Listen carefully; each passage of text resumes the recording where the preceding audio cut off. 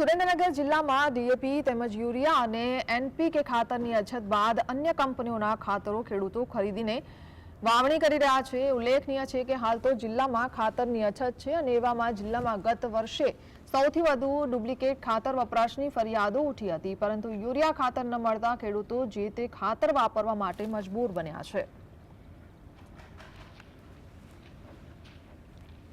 સમગ્ર ગુજરાત રાજ્યમાં ડીએપી ખાતરની હાલ અછત સર્જાઈ છે, ત્યારે ખાસ કરીને સુરેન્દ્રનગર જિલ્લામાં પણ છેલ્લા 15 દિવસથી ડીએપી ખાતર છે તે ખેડૂતોને નથી મળી રહ્યું। ત્યારે હાલ રવિ પાકની સિઝન ચાલી રહી છે। સુરેન્દ્રનગર જિલ્લાના ખેડૂતો વરિયાળી હોય, જીરું હોય, લીલા ચણા હોય જેવા પાકોનું વાવેતર શરૂ કર્યું છે, પરંતુ પાયાનું જે ખાતર ડીએપી ખાતર ગણવામાં આવે છે તે ખાતર ન મળતા હાલ ખેડૂતો અન્ય કંપનીનું ખાતર ખરીદી કરી રહ્યા છે અને વાવેતરમાં ઉપયોગ પણ કરી રહ્યા છે। પરંતુ આવા પ્રકારનું ખાતર જ્યારે ઉપયોગમાં કરવામાં આવે ત્યારે ખેડૂતોની જમીન બંજર બનતી હોવાનો પણ ખેડૂતોનો આક્ષેપ છે અને લાંબા ગાળે પાક નિષ્ફળતાની પણ જે ભોગવવું પડતું હોય તેવા પ્રકારના કિસ્સાઓ તાજેતરમાં સામે આવ્યા છે। વઢવાણ પંથકના ખેડૂત આપણી સાથે છે। ખાસ કરી ડીએપી ખાતરની અછત છે, અન્ય ખાતરો તમે ખરીદવા મજબૂર બન્યા છો, શું કહેશો?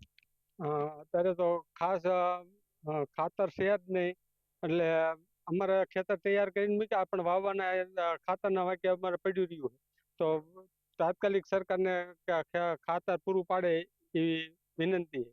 ખાસ કરીને કાકા અન્ય કંપનીના ખાતરો આવે છે બજારોમાં, તે પણ ખેડૂતો ખરીદતા હોય છે, જેને લઈને ખેડૂતોની જમીનો પર નુકસાન થતી હોય છે, વાવેતર પર નુકસાન થતું હોય છે, શું કહેશો?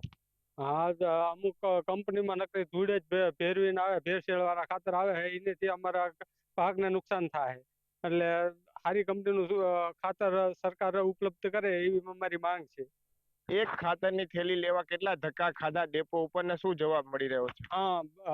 અમુક દુકાને તો એવું બને છે કે હારે હારે બીજી વસ્તુ પણ અમને લેવામાં મજબૂર કરે છે અને પરાયણે આપે છે, એટલે વારી ખાતે એમ કે ધક્કા ખાવા પડે છે અને અમુક હારે બીજી પણ વસ્તુ ભેળસેળ હારે આપે છે કે આ તમારે લેવી હોય તો જ કોથળી મળશે, આવી પરિસ્થિતિ છે।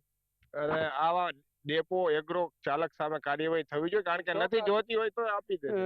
ચોક્કસ કાર્યવાહી થઈ જોઈએ આવા ડેપો વાળા સામે।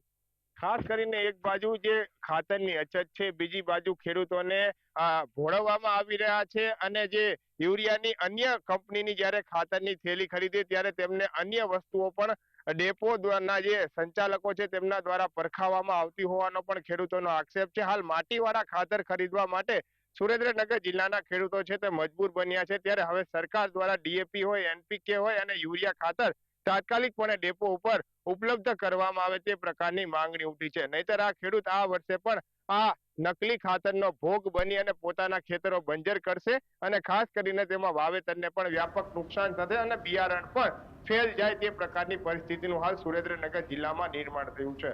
Fazal Chauhan, GSTV news, Surendranagar.